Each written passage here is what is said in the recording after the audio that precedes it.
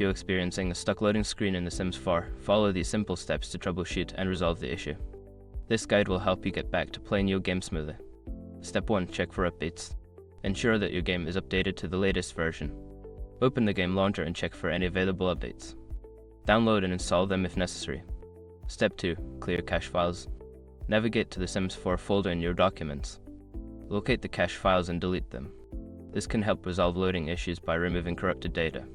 Step 3. Disable mods and custom content. If you have mods or custom content installed, temporarily remove them. Move the mods folder to your desktop and try launching the game again to see if the loading issue persists. Step 4. Repair the game. Open your game launcher and find the option to repair the game. This will check for any corrupted files and replace them, which can help fix loading problems. Step 5. Reinstall the game. If none of the above steps work, consider uninstalling and then reinstalling The Sims 4. Make sure to back up your save games before doing this to avoid losing your progress.